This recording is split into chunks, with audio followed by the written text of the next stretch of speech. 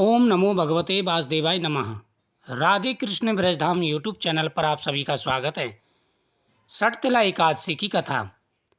एक समय दालभ ऋषि ने पुलस्त ऋषि से पूछा कि महाराज, मृत्युलोक के मनुष्य ब्रह्म इत्यादि मान पाप करते हैं, पराये धन की चोरी और दूसरों की उन्नति को देखकर ईर्ष्या करते हैं तथा अनेक प्रकार के व्यसनों में फंसे रहते हैं, फिर भी उन्हें नरक प्राप्त नहीं होता।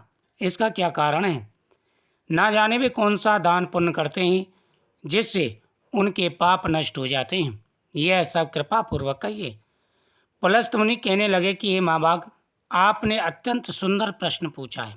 इससे संसार के जीवों का कल्याण होगा। ब्रह्मा, विष्णु, रुद्र तथा इंद्र आदि भी इस गुप्त भेद को नहीं जानते, परंतु मैं आपको सुनाता हूँ।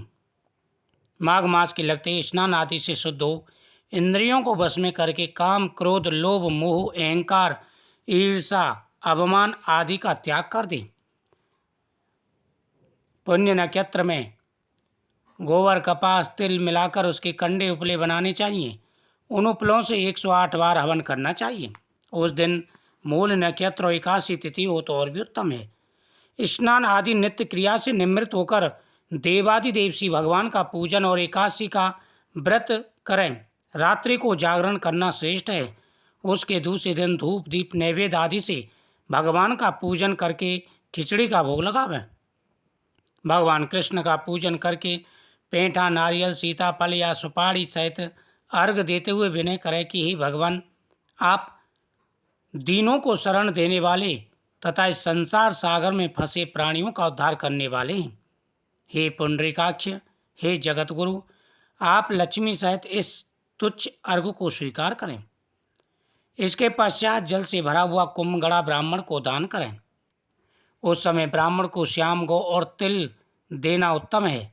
तिल स्नान और तिल भोजन दोनों ही श्रेष्ठ हैं। इस प्रकार जो मनुष्य जितने तिलों का दान करता है उतने 1000 वर्ष तक स्वर्ग में वास करता है। तिल स्नान, तिल का औटन, तिल का हवन, तिल का जल, तिल का भोजन, तिलों का दान, यह सटतिला कहलाती है। इससे अनेक प्रकार के पापों का नाश हो जाता है। इतनी कथा कहकर पुलस्त ऋषि कहने लगे कि एक समय नारद जी ने भगवान विष्णु से यही प्रश्न पूछा था। भगवान कहने लगे, हे नारद, मैं आंखों देखी एक सत्य घटना कहता हूँ। प्राचीन समय में मृत्युलोक में एक ब्राह्मणी रहती थी। वह सदैव व्रत किया करती थी। एक समय वह 1 मास तक व्रत करती रही। इससे उसका शरीर अत्यंत दुर्बल हो गया।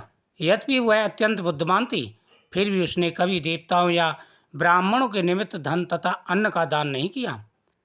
इससे मैंने सोचा कि ब्राह्मण ने व्रत आदि से अपना शरीर शुद्ध कर लिया है और इसको विष्णुलोक तो मिल ही जाएगा, परंतु इसने कभी भी अन्न दान नहीं किया। इससे इसकी तृप्ति होना कठिन है। ऐसा सोचकर एक भिखारी बनकर मैं मृत्युलोक में उस ब्राह्मणी के पास गया और उससे भिक्षा मांगी। वह बोली, महाराज, आप यहाँ किस लिए आए हैं? मैंने कहा कि मुझे भिक्षा चाहिए। इस पर उसने एक मिट्टी का ढेला मेरे लिए दे दिया। मैं उसे लेकर स्वर्गलोक को लौट आया। कुछ समय बीतने पर ब्राह्मणी शरीर त्याग कर स्वर्गलोक को आ गई। मिट्टी का दान करने से उस ब्राह्मणी को स्वर्ग में सुंदर महल मिला, परंतु उसने अपने घर को अन्न आदि सब सामग्रियों से शून्य पाया। तब वह मेरे पास आकर बोली, भगवान, मैंने अनेकों व्रत आदि द्वारा आपकी पूजा की, परंतु फिर भी मेरा घर अन्न आदि से शून्य क्यों है? मैंने कहा, पहले तुम अपने घर जाओ, देव स्त्रियां तुम्हें देखने के लिए आएंगी। पहले उनसे सटतिला एकादशी का पुण्य और विधि सुन लो, तभी द्वार खोलना। भगवान के ऐसे वचन सुनकर जब वह अपने घर गई तब देव स्त्रियां आईं और उन्होंने द्वार खोलने के लिए कहा।